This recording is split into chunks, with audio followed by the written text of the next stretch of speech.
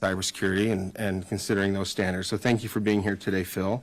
That was part of HB 40 earlier this year, as you all well know. We're going to give a moment here to Phil to introduce himself and any comments you'd like to make. It just helps we know which button to push. Great. Is that working? Yes. So I'm Phil Bates. I'm the Chief Information Security Officer. One of my main functions in that role is running the Utah Cyber Center. Right now we provide services into state government. We also now have a whole state program where we're providing services into the counties and cities. And we've been working with UN and trying to develop a plan and help them along too. So a lot of work happening in that space right now, and glad to be here and participate. Thank you. Okay, we're glad to have you here. It's something, with the cyber schools breach and some other high-profile breaches here in the state, it's been something we've been quite concerned about, let alone all the, even something as simple as schedules being leaked out has been an issue for us. So we appreciate you being a part of this conversation. The next item on our agenda relates to higher education. As you all are aware, we had a good presentation last month from Keith Squires, the head of public safety at the University of Utah, who's taken that responsibility to advise us and work with us on campus security as part of his role there. So I'd refer anyone with questions about that, the task force work on that topic, to review his presentation last month, and also probably look at the campus safety conference that he's put on each year for the last 3 years. It's been really well done, and we are, I think 3 years into that work there. He's unable to be with us today, but has been an integral part of that. Senator Milner has a statement that she'd like to read. So I'll turn the time over to her for that. So the tragic events that happened at Utah Valley University on September 10th have deeply shaken our community, our state, and our nation. This act of political violence is deeply troubling and a direct attack on the values that define our nation. There's no place for violence here in Utah, on our college campuses, or in this country. Our universities must remain marketplaces of ideas, places where students, faculty, and the broader community can engage in open, respectful, and vigorous debate. We must foster environments where differing opinions can be expressed without fear and where disagreements never turn into violence. Our hearts and prayers are with Charlie's family, as well as the students, university employees, and everyone affected by this senseless act of violence. The university is initiating a comprehensive independent review with an external organization to ensure the entire process is neutral and unbiased. We expect the findings will provide valuable insights into how we can strengthen safety practices for UVU and all of Utah's higher education institutions. Once the review and criminal investigation are complete, that will be the appropriate time for thoughtful conversations. Right now, we need to allow them to proceed without distractions. Our responsibility is to ensure that law enforcement agencies, including the FBI, the Utah Department of Public Safety, and the Utah Board of Higher Education and Utah Valley University can carry out their external reviews with deliberateness as they develop safety recommendations for future consideration. Utah has a strong tradition of responding with thoughtfulness, strength, and resolve. We pursue real evidence-based solutions grounded in facts, not speculation or emotional reactions. So let us stand together, firm in our values, respectful in our discourse, and unwavering in our pursuit of best practices and real solutions. Thank you. Thank you, Chair. We've all had a lot of conversations in the last few weeks. The work of this task force has reflected our concern about these issues for years now. And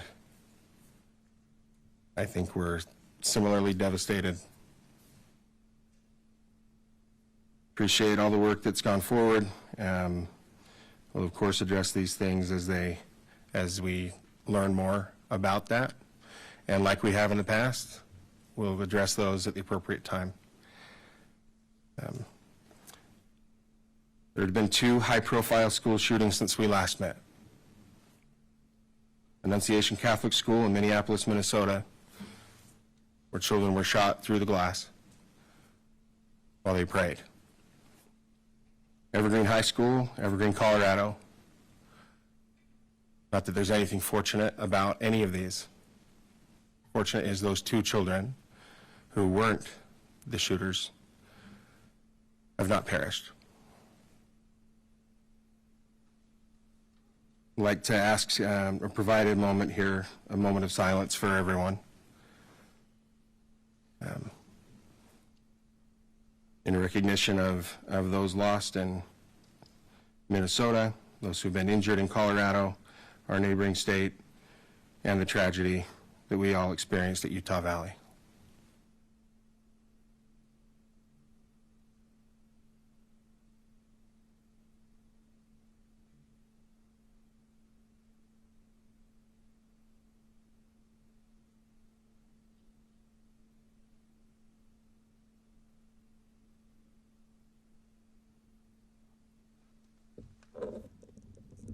Thank you. Now, oh, that's good. We have a quorum now, so we can take a motion. Anybody like to make our motion for us? I move that we approve the minutes of August 18th and August 20th. A reminder that our quick meeting on August 20th, really to move the work forward that we talked about on the 18th. So those of you that were able to join for a short meeting, we genuinely appreciate that, and probably Chief Pennington appreciates that more than the rest. Comments to discussion to the motion, Chief Watt. No, I was just going to second the motion. Okay, there we go. Okay, I'll go ahead and place the motion then. All those in favor of approving the minutes of August 18th and August 20th, say aye. Aye. Aye. Any opposed? Okay, those are completed. Next items on our agenda as we move forward here. I'm going to go ahead and start with Chief Pennington. Chief Pennington, if you give us an update on how things have gone since we held our bonus meeting last month, that would be appreciated, and in addition to the other things that you have prepared. Thank you, Mr. Chair. So just an update on implementation of all things related to the last few years of school safety amendments and where we're at. Obviously, there's some timelines built into statute now, including rule. I'm happy to say that the majority of LEAs and districts are working towards that and making plans to get in place. Our team, even though the needs assessment is an every 3-year rotation, our team with the State Security Division is visiting them annually on a much smaller scale, just to make sure that we have an idea of where they're at in regards to meeting statutes. I am happy to report, as far as one of the KPIs we're looking at, is the number of armed personnel in schools. So there certainly has been an increase in SROs. We should have a definitive number of how many SROs once our team has visited all the schools this year, but we had about 270 last year. My guess is we're approaching 300 this year based on what I've heard from sheriffs and chiefs around the state on increasing those numbers. And as of last week, there are 525 guardians that have been trained and submitted into the program, spanning around 20 LEAs that have sent those, and that continues to happen. So thank you to the county security chiefs and the local chiefs for helping lift that. I know that's a heavy lift, and I think that will continue. As far as any gaps or issues we're looking at, so Lieutenant Barnes and I and the team have made a point to start visiting some after-hours activities at K through 12 campuses, special events, Specifically, it's football season now. And what we're finding is, as you may know, there's an exemption to the mass gathering permitting rule when it comes to educational events. They're not required as long as it's a venue designed for that. But as we're visiting these different events, I mean, they range from, you know, a couple thousand people at a charter school we visited with a game to, you know, upwards of 6,000 people at a large division or 6A type game. And the security measures are kind of hit or miss. You know, some don't allow re-entry, some do bad checks, some don't. Some have 4, 5, 6 police officers, some have 2. And so there just isn't really any consistency to what the protocols look like for after hours.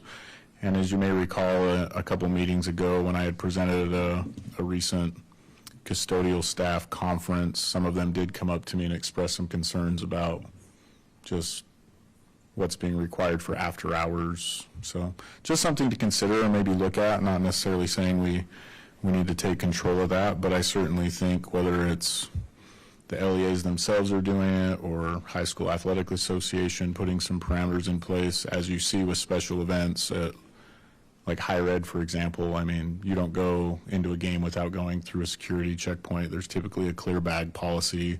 There's typically no re-entry. So just some things like that to possibly consider. And that's all I really have currently, unless there's any questions from the task force.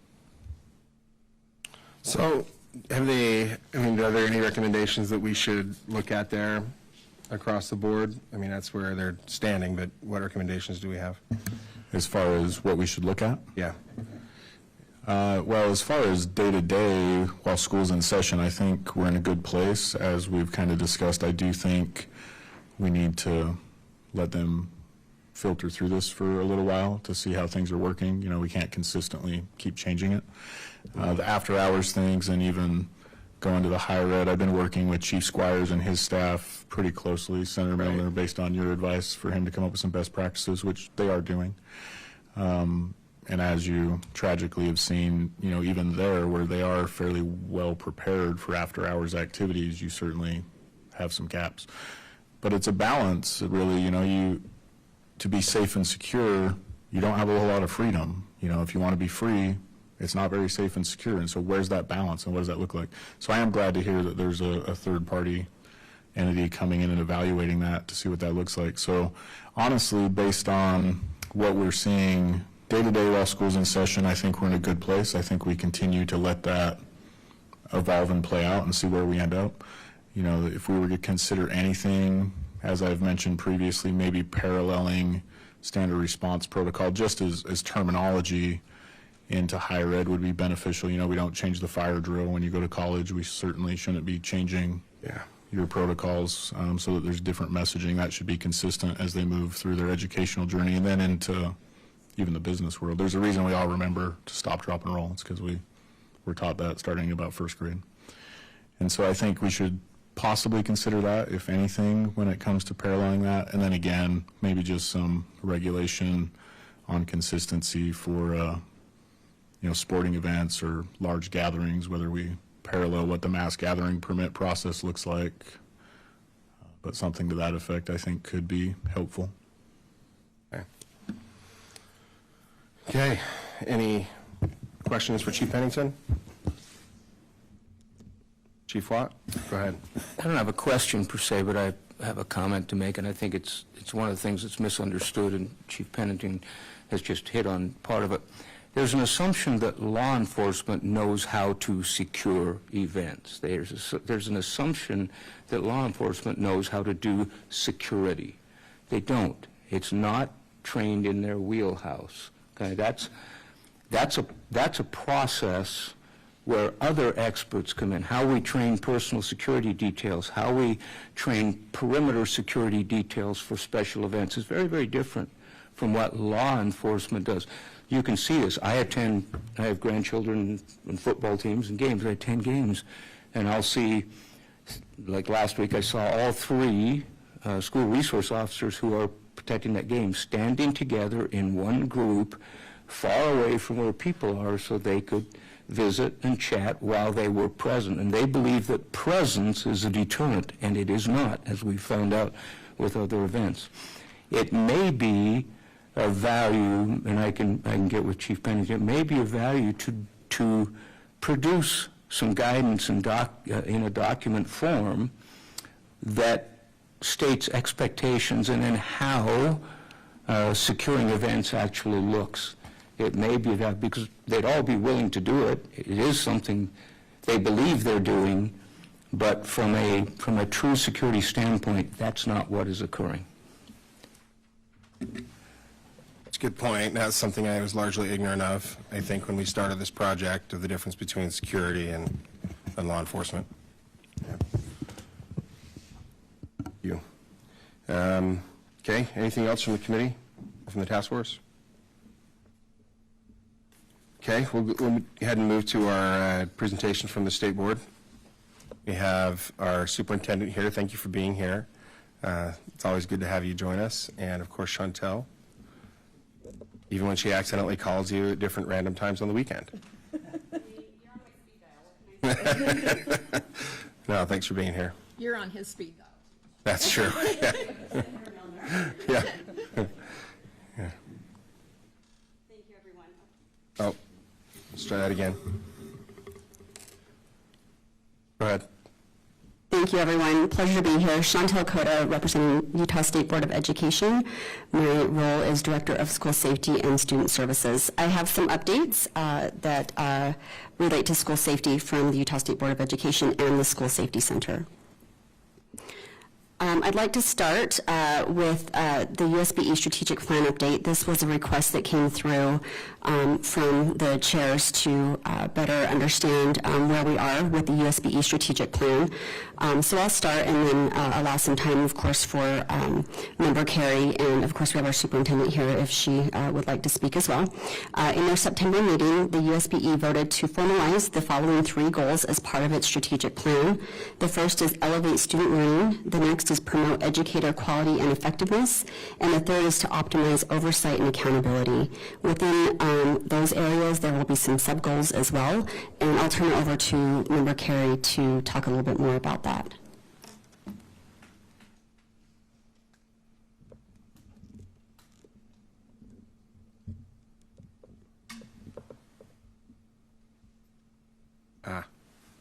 That's Carrie's, the one labeled Voorhees. There you go.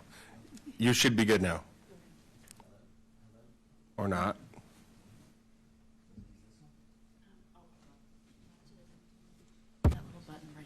I've got 3 different mics on now, so one of those should work. Right there. Oh, Yeah.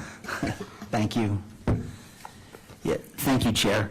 So the first thing I would like to say about the strategic plan is that a year ago, 2 years ago, when we would set the strategic plan, security wasn't top of mind.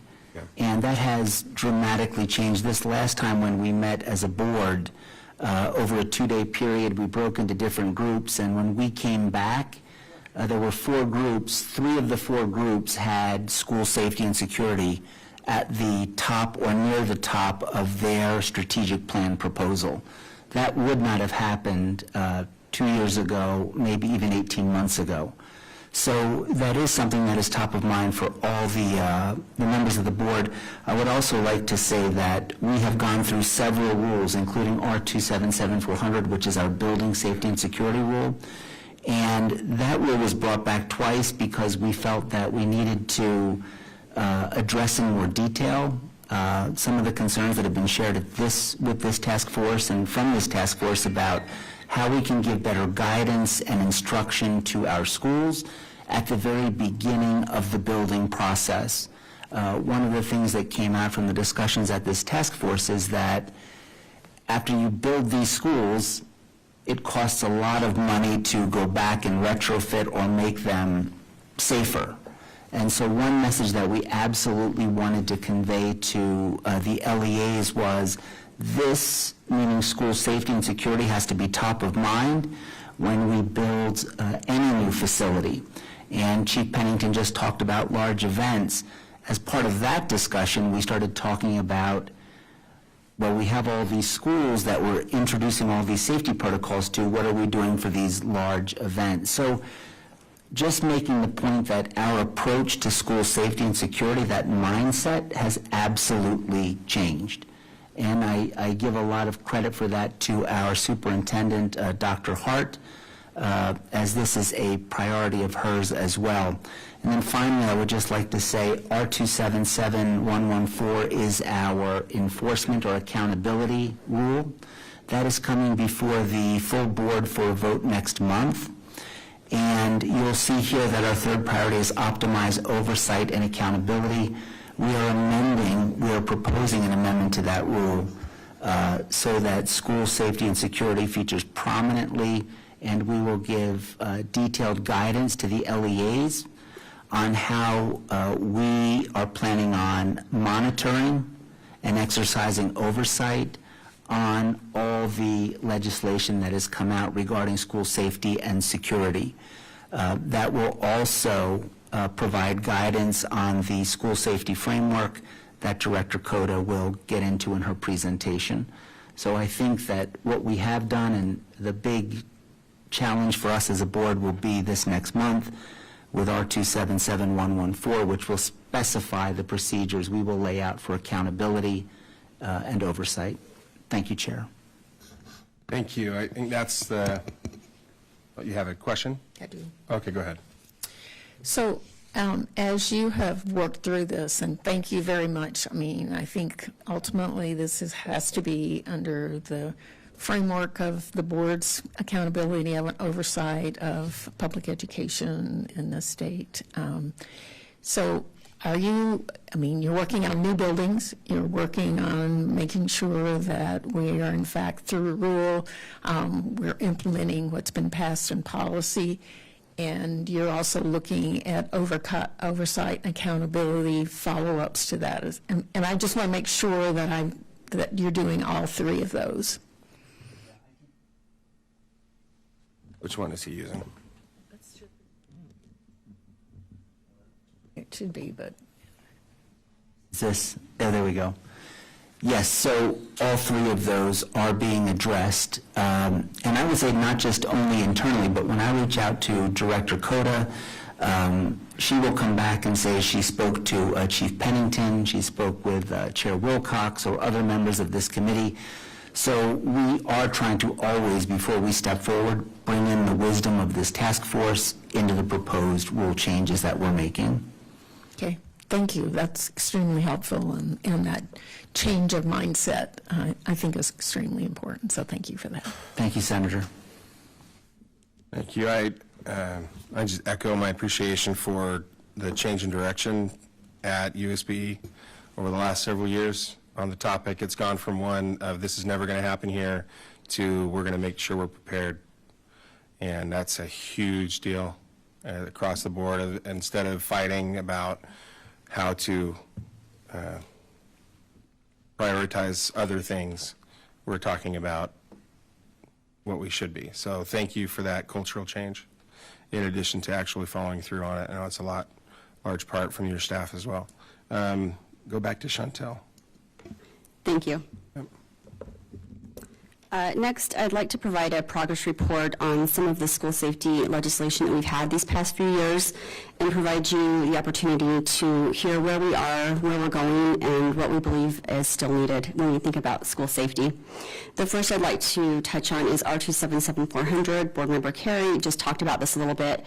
To go into more detail, some of the things that we added to this rule. This is our school safety rule. So we had some things in place, but these are additions to that. We've talked about recovery definitions from learning and through legislation. We've identified the importance of recovery.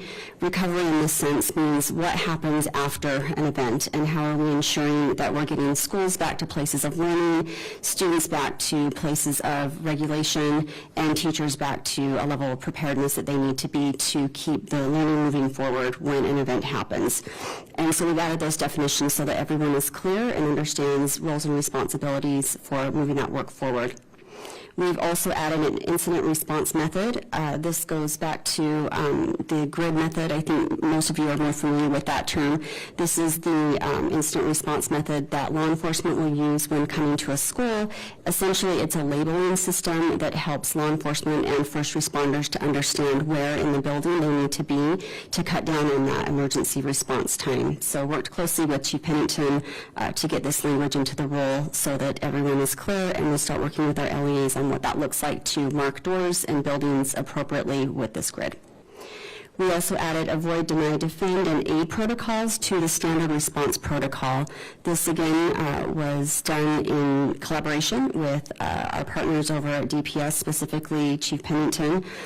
We wanted to ensure that schools understand what needs to happen in the event of a threat and how to prepare for that. So this allows schools to understand how to practice for that. So the expectation will be that they incorporate this into their drills and also the teaching practices that happen at the school districts and charters.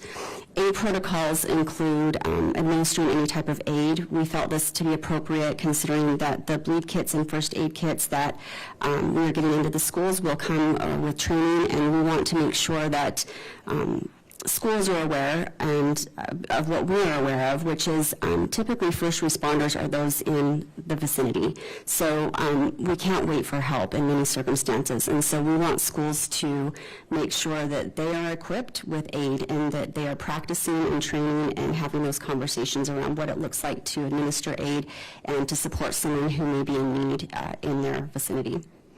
And lastly, we updated the school safety training and security program. This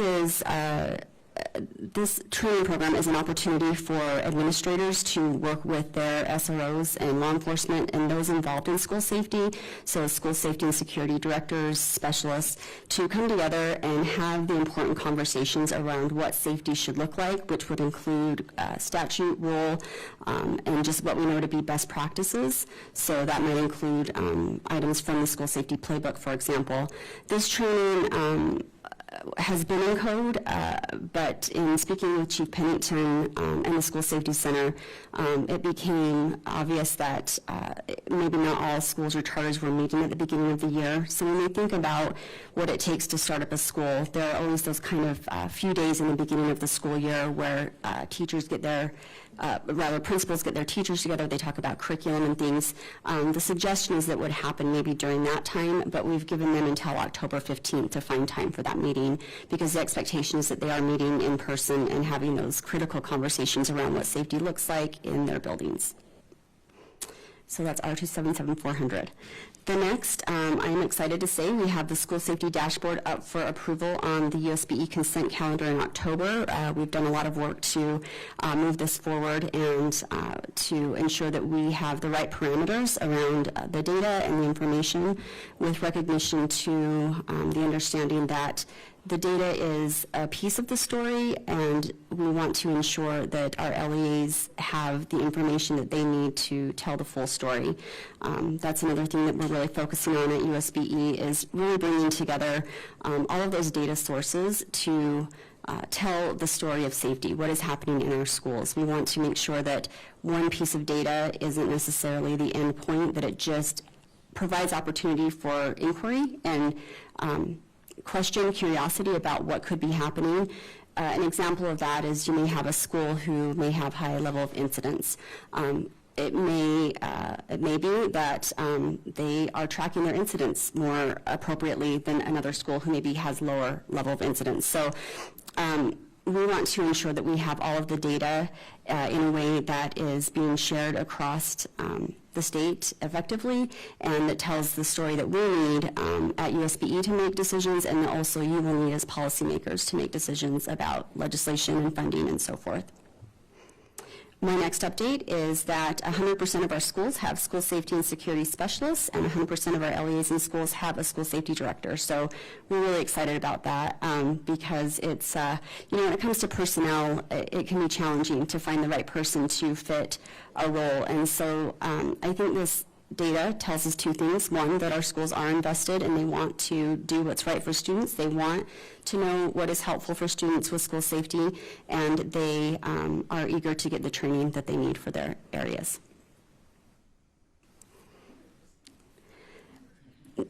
Next, I'd like to talk about the standard response protocols. They are being used. We are identifying that more training is needed, as with anything.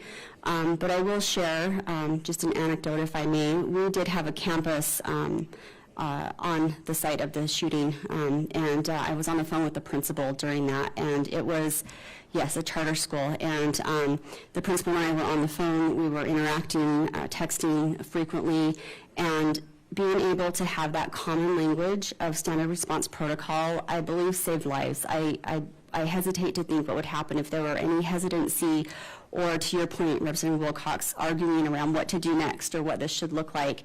It was a very smooth conversation. It was a very open conversation, and I give a lot of credit to just that common language coming into play. With that, we are working at the School Safety Center to identify training to ensure that we're using the same language, and also that the drills and things that are being run are consistent with the appropriate protocol. And again, now that we've added avoid, deny, defend, and aid, we'll want to ensure that schools have the training that they need as well.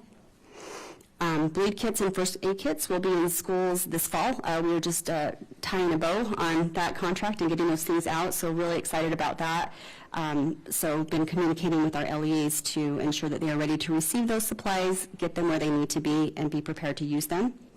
Our panic alert devices are under review for selection. This has been a very collaborative effort, as with everything that we do, working with DPS. Really just appreciate the feedback that we've received, not only from Chief Pennington, but the PSAP, the Public Service Answering Point, PSAP, is one of the primary features of this panic alert device. And so we've taken the extra time that we've needed to work with experts in that field, bringing in those that really understand the infrastructure and the network capabilities that are needed to make that happen, so that the device can speak directly with the proper channels, again, to reduce that emergency response time. So we have gone through that. We are responding to final questions about what is and is not allowed. And our next step is to pull together a review committee to look at the vendors who will be moving through to the next phase. We have invited staff from Chief Pennington, as well as those PSAP experts that will be on that committee review panel to ensure that we are getting the best devices for the schools at the best price. I want to talk a little bit about our early morning system update. So we have had the opportunity at the board to run an RFP and look at different early warning systems. Last month, it did come before the board. The board decided they wanted an opportunity to look at different systems, and so that will be going back into the RFP process to identify the proper early warning system update. I think this kind of speaks to what I was saying earlier about those data systems needing to work together, needing to tell a story, not only about the schools, but to help us to understand the needs of students and what that looks like when a student transfers from school to school, what that looks like when a student is in a school, and how to provide what we refer to in education as interventions for the student. So when we look at this through the lens of education at the State Board of Education, we're looking at it through what can we do to help these students to graduate as healthy, happy, intelligent individuals to make whatever life choices they choose to make. In working with Chief Pennington's staff, they're looking at it through the lens of safety as well. What do we need to identify for a student who may be showing high-risk behaviors, who may be crying for help, or may be establishing a pattern of violence that we need to be aware of. So keeping in mind that we're looking at this through two lenses in a very collaborative approach to ensure that we have the right system. And with that, I will open it up to Member Carey or Superintendent Hart if you want to add anything to what I've just shared.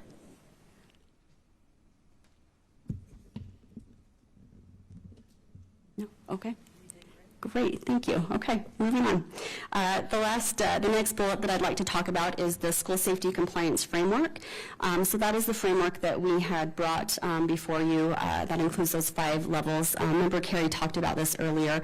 We are in the process at the board of figuring out where this belongs. We had some really robust and mindful conversations around where would this live? We talked about at one point putting it into 400, which would be the safety rule. But after more thought, and as you saw the directives of the USBE strategic plan, as we're looking at accountability and oversight, it makes more sense to put it in our compliance rule. And that is a rule that is being discussed in law and licensing next month. And so the plan is we'll have some good discussions, get that embedded, and then take that to full board the following month. In the meantime, again, be aware that the School Safety Center, as well as Chief Pennington and I, have revisited and looked at that framework. Once we get that passed in rule, we'll talk more about what the plans look like in terms of support. Just to remind everyone and bring us all onto the same page, it's a 5-level framework, with the idea being that the primary levels 1 through 3, being a supportive effort. So looking at what schools need, where they are, potentially sitting and having some type of a monitoring routine where School Safety Center or others as designated by DPS or USBE, depending on the need, come in, meet with the schools, help them to develop a plan. So for example, if a school is struggling with funding or struggling with maybe knowledge or really understanding of what these school safety minimum requirements are, having our expertise to come in, still holding that level of accountability, of course, but providing that training and resource to find the way and find the path to get them into compliance. We really are hopeful that our schools are in that space. The conversations I've had with schools indicates that they want to be in compliance, they want their schools to be safe, and they have questions and they need support. And so that's the way that this compliance framework was set up. Now, if there's a school who still is struggling, be it skill or will, particularly will, then we'll move them into compliance 4 or 5, and that's where Chief Pennington's team will more likely come in and have a lot more oversight at that point, knowing that they will have a hand in all of those, but they would probably come in at that point on a case-by-case basis and look at what those different measures would be to get that school into compliance. Now I'd like to move on to our School Safety Center recommendations. The request of this committee was to really dive deep and look at what is working, what else do we need to do to move forward. Just a reminder to everyone here, the School Safety Center is made up of members of the Utah State Board of Education. We also have liaisons, so it is overseen by the State Board of Education, but we do have amazing liaisons that we work with. We work with a liaison from Department of Public Safety, that's Jeremy Barnes, I think you all know him. We also have added a charter liaison to represent the charter schools, and that's Marie Stephenson. Really excited to have her on. We have a Safe UT liaison, and that's actually in-house. That's Michelle Knight, and she works with Safe UT to make sure that we have a voice. And then we have also a liaison from the Office of Substance Use and Mental Health, and that's Scott Eyre. And so the recommendations that you're hearing next come from the School Safety Center, and just want to be sure that we're all clear that this is from a combined effort of opinions, and that the board has not necessarily taken a stance on any of these opinions necessarily. So the first thing I want to talk about is the data collection alignment, which I've hit on a couple of times already, but just to kind of to bring this home, again, we really want to look at what type of data are we gathering, how is the data being used to inform next decisions, and making sure that the data is curated thoughtfully in a way that paints that picture and helps us to make decisions.